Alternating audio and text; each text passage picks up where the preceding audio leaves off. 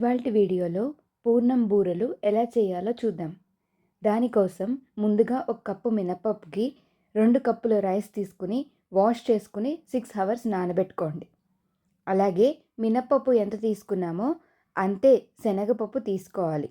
ఒక 1 అవర్ నానబెట్టుకోవాలి. శనగపప్పు నానబెట్టుకోవడం వల్ల ఈజీగా ఉడికిపోతుంది. ఇలా నానిన శనగపప్పులో 1/2 టేబుల్ స్పూన్ ఉప్పు, వాటర్ పోసుకొని 2 విజిల్స్ వచ్చే వరకు ఉడికించుకోవాలి. 6 అవర్స్ నానబెట్టుకున్న పప్పు బియ్యాన్ని మెత్తగా రుబ్బుకోవాలి. ఈ పిండిలోకి 1/2 టేబుల్ స్పూన్ ఉప్పు, 2 టేబుల్ స్పూన్ మైదా వేసుకొని కలుపుకోవాలి. శనగపప్పు మిక్సీ జార్లోకి తీసుకుని మెత్తగా బ్లెండ్ చేసుకోవాలి. స్టవ్ మీద ఒక కడాయి పెట్టుకొని తురుముకున్న 1 కప్పు బెల్లం యాడ్ చేయాలి. జస్ట్ బెల్లం కరగడం కోసం అందులోకి 2 టేబుల్ స్పూన్స్ వాటర్ యాడ్ చేసుకోవాలి. ఇలా బెల్లం బబుల్స్ వచ్చాక బ్లెండ్ చేసి పెట్టుకున్న శనగపప్పుని యాడ్ చేసుకోవాలి. లో ఫ్లేమ్లో కుక్ చేసుకోవాలి. 1/2 టేబుల్ స్పూన్ యాలకుల పొడి, 2 స్పూన్స్ నెయ్యి వేసుకోవాలి.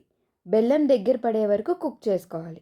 చూస్తున్నారు కదా ఎలా దగ్గర పడిపోయిందో. తర్వాత స్టవ్ ఆఫ్ చేసుకోవాలి.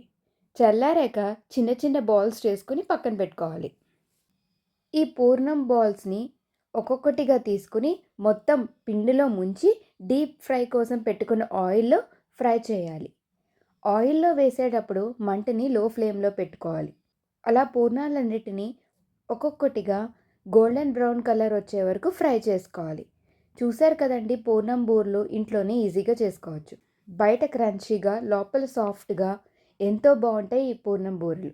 మరి మీరు కూడా ఈ పండగకి ఈ రెసిపీ ట్రై చేసి మాకు ఎలా వచ్చిందో కామెంట్ చేసి చెప్పండి. అలాగే మా ఛానల్ని సబ్స్క్రైబ్ చేసుకోవడం మాత్రం మర్చిపోవద్దు.